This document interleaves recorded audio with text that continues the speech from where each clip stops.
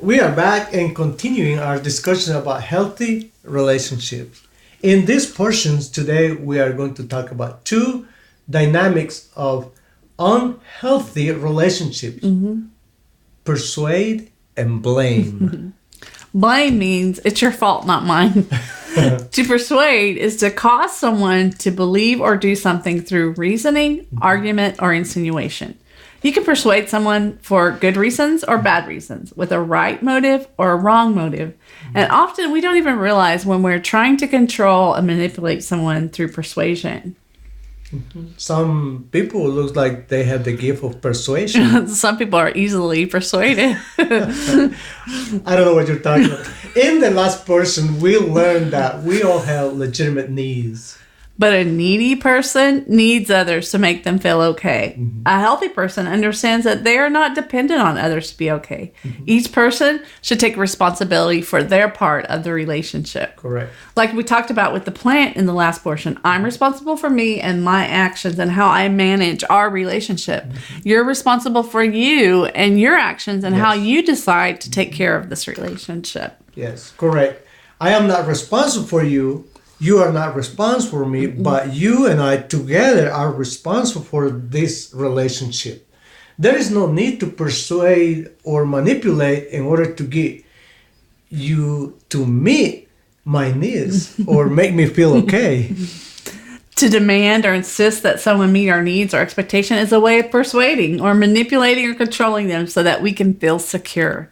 Putting high expectations on others to meet our needs is a way that we try to make ourselves feel secure in the midst of uncertainty. Anytime we do not feel secure in God, it's likely we will seek to feel secure by some other means. When I choose to persuade others to be and do what I need to feel secure, I am choosing to live independent of God and believing that something outside of God can meet my needs. Anytime you put another person in the position of God in your life, that person has become an idol, and the relationship will not be healthy. From the beginning, man has used blame and persuasion or control or manipulation in relationships to meet his needs and feel secure. And we are using the word persuade instead of control because we really can't control anyone. Yeah, we can only try to control them by persuading them that they have no power to choose. So we see in Genesis 3 when Adam blamed God and Eve for his problems. Adam chose to eat the fruit. It was his decision. But instead of taking responsibility for his decision and actions, he told God, it's the woman that you gave me, blaming both God and Eve for his decision. And then Eve said, the devil made me do it. So it is natural, it's a default from the beginning of time for us to want to blame others for negative feelings and result in life. Many people go through life in a continual cycle of blaming others for their problems or unmet needs and then trying to persuade. Or control. Yes, to fix their problems or meet their needs.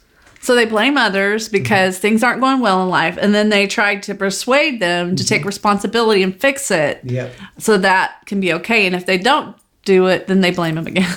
Yes. We often think if we are not okay, that is someone else's fault. That's blame. And blame is a lie that we believe that says, I'm not responsible for myself. Others are responsible for me. I don't have power over myself or my life. Other people have power over me. But blame gives others the power to direct and control our life. Yes. For many years, I blame my daddy because he didn't meet my expectations that I put on him. Right? Even though he gave me everything what I needed, I felt I need more to be accepted in this society and have better future. I blame him for negative circumstances in my life and believed the lie that it was his fault, that I was limited in my relationships and opportunities because of his decision.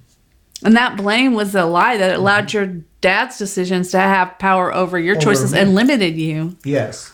And when God revealed the truth that destroyed the lie, I was able to forgive my daddy, receive the healing from the hurt his decision and my unmet expectation caused me. Then I realized that I was able to make a powerful choices despite what my father has done or not done, and I move beyond the limitations and consequences of his decision to receive abundant provision from my Heavenly Father. You know, there are times in life that we were hurt by people who had a responsibility to care for and protect us, especially when we were young and vulnerable and dependent on older people to care for us. And those hurts are real, and the actions that they caused, that they did towards us, were wrong. Yes.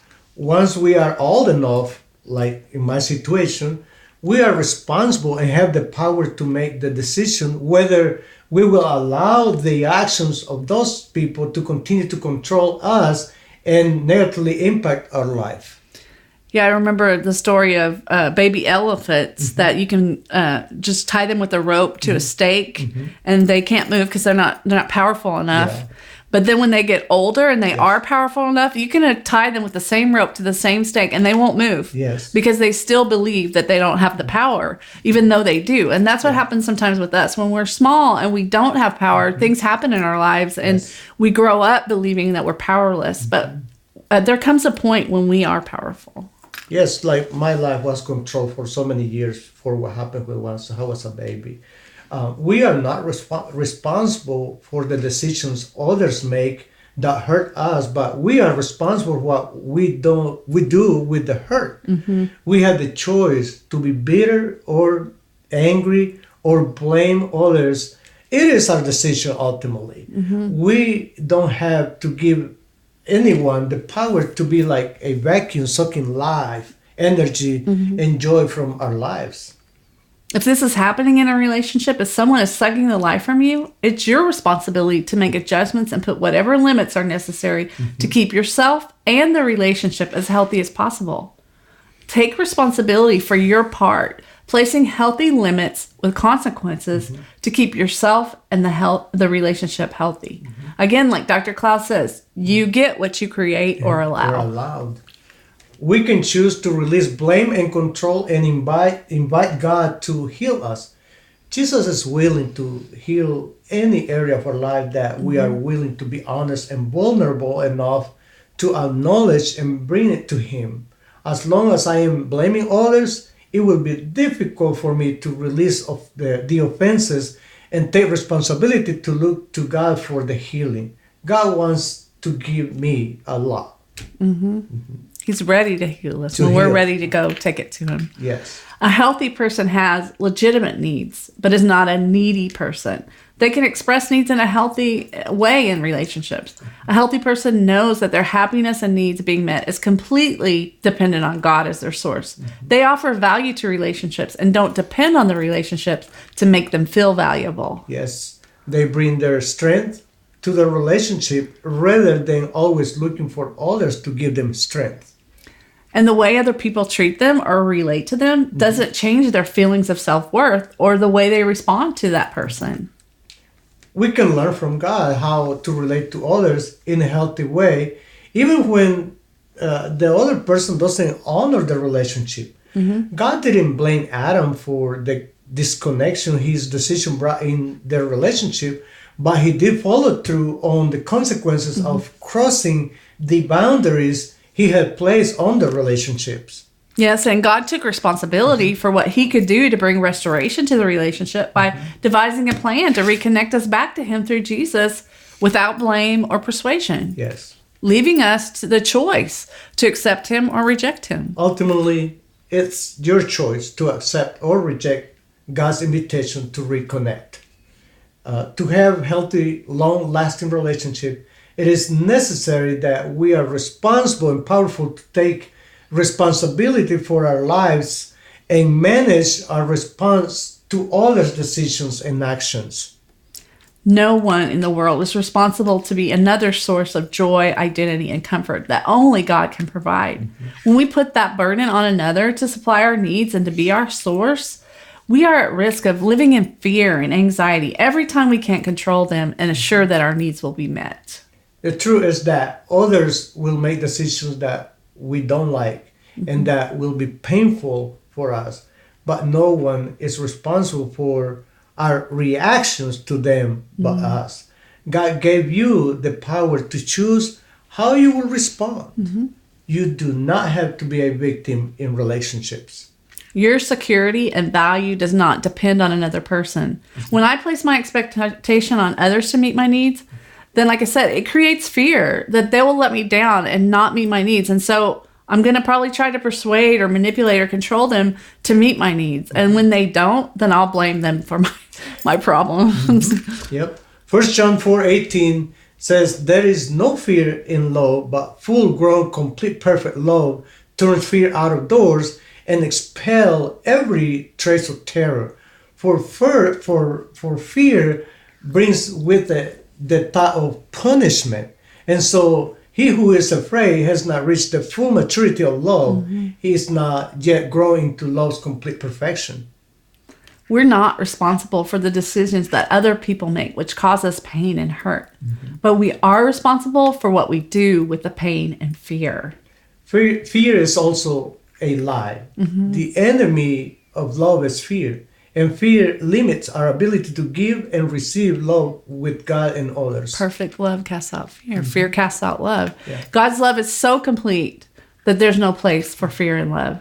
God is not afraid of what we have done or what we will do. Love is our teacher. Fear is our enemy. Love allows us to learn from fear as it leads us to wisdom and power. Yes. Love and fear can't occupy the same place. That's why the verse says love casts out fear. But in the same way, fear can cast out love. Yes. God's love for us does not change even when we fail him or hurt him. We can choose to love others despite pain and fear because we are depending on God as our source of value, acceptance, and love. Relationships are an important and vital part of our life. Learning to relate in healthy, loving ways to others can be a challenge to our personal development. It's not easy. We're talking about these things, but Yes. we're not perfect. We're still in the process of learning how to do this. It's not easy. But I wish I knew this 30 years ago. Oh, yeah. Yes. We need to know how to manage, not punish, persuade, or fear, but manage in healthy way people and relationships that are not healthy. This includes knowing how to resolve and manage conflict, communicate, and put in place healthy boundaries. Not, boundaries that protect both people and relationship. We will talk more about this in the following Next class is boundaries. Next classes, yes. As disciples of Christ, our spiritual calling is to be rooted in God's love and to love others. Jesus said there's no greater commandment than these. Through our relationship with God and receiving his forgiveness and love, we can learn from God how to love others.